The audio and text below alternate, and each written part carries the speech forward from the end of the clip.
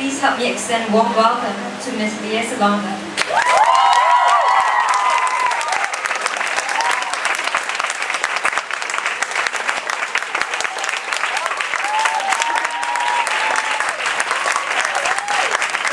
Wow, I must say that is awesome, and Chet, you did a wonderful job putting things together, and I can't believe I'm sitting here next to this woman, this girl who inspired my dreams and made me want to just go for it as well, Lea Salonga.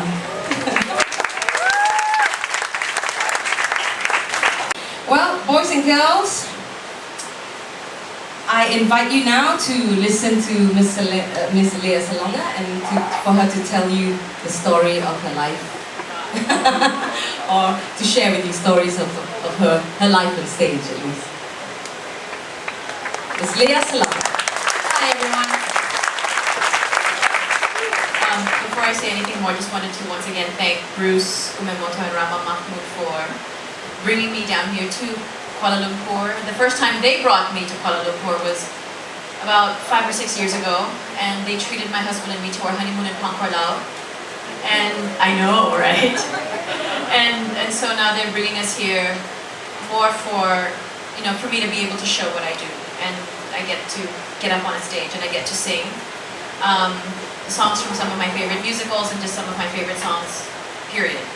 And I've been doing this for a very long time. I've been performing ever since I was about 7 years old.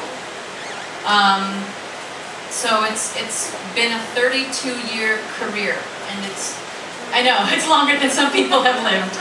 But well, most of you in this room anyway. But it's been something that has brought me so much joy, and it's something that continues to bring me a lot of happiness and fulfillment. And I keep learning a lot, as much as, she claims that I was inspiration. I will not claim to be that for anybody. Thank you.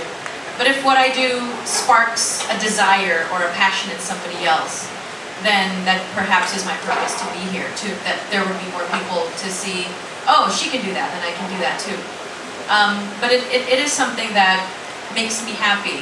I mean, I've been able to mentor people, and then in doing that, it fuels my own passion for performing, and it kind of is cyclical. So it's something that's it's fun for me always to be up on a stage and to perform and to sing. It's exhilarating, and sometimes it's scary as all heck. But for the most part, I could not imagine myself doing anything else. And I think once I started doing Miss Saigon when I was 18, after having spent the first year of university in pre-med, you can believe that I was actually a biology major in university.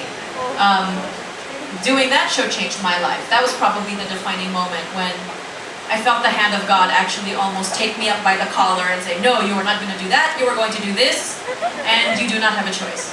So, okay, I know it's God, I'm not going to fight God. So seeing my performance was a defining moment for Tiara, as she has just said here. But for me, it really was feeling that there was something bigger than me that was manipulating circumstances in life in order for me to keep doing what I'm doing. And one thing that my brother has learned, that I have learned from him as a performer, is if this is the life that you're going to choose, having a fallback has to be out of the question. It has to be all or nothing.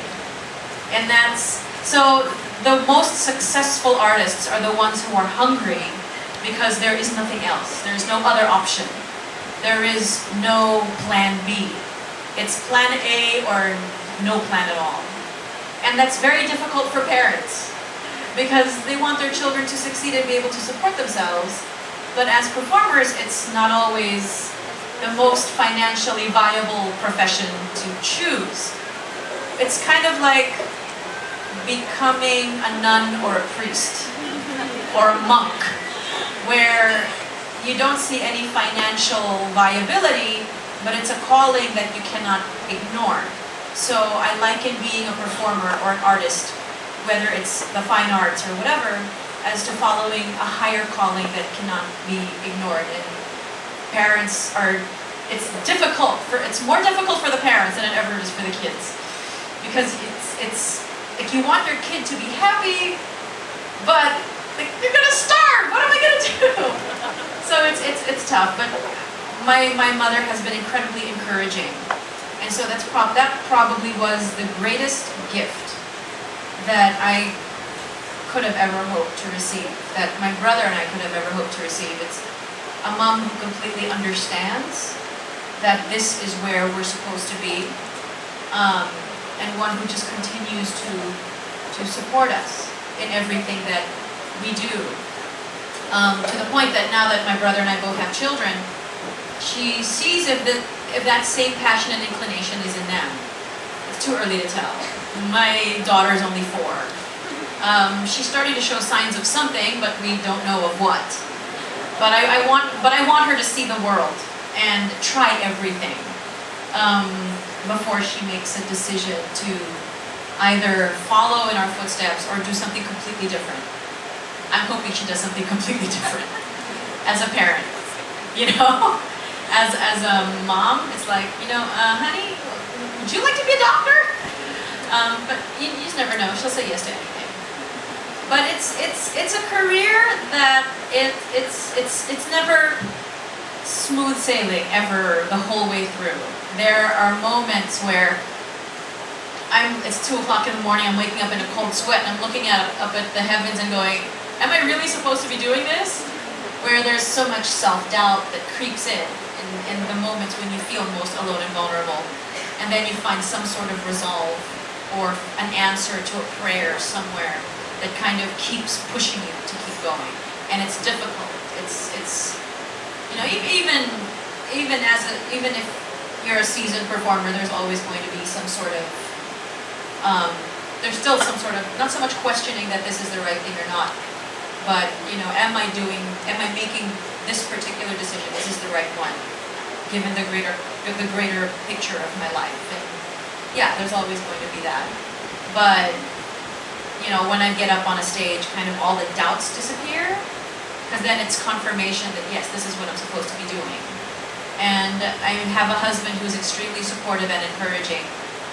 And yeah, so that's one piece of advice, is always to surround yourself with people that understand what you do and who constantly encourage, inspire, and support you to do it and do it well and give you the freedom to do it and to be your best at it. The last thing you need is someone to tell you shouldn't be doing that, if when you know in your gut that this is what you're supposed to be doing. I mean, okay, I'll say this though, people watch American Idol, and there are people who say that this is my life, this is my passion, and they can't sing a note. It's like, you know what, your passion lies elsewhere. And I'm screaming at the television going, find it, because this is not it. And the parents have to be very honest. If there's something special, you have to tell your children. If it's something that's mediocre at best, you have to tell your children.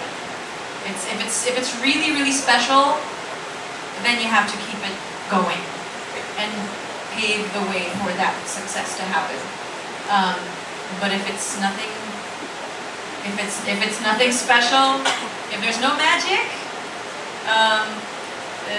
encourage them to find their magic somewhere else.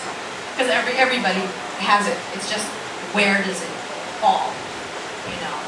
But this is mine, and I enjoy it, and I can't see myself ever doing anything else. And I've been doing this for 32 years, and I'll be doing this for hopefully 32 more.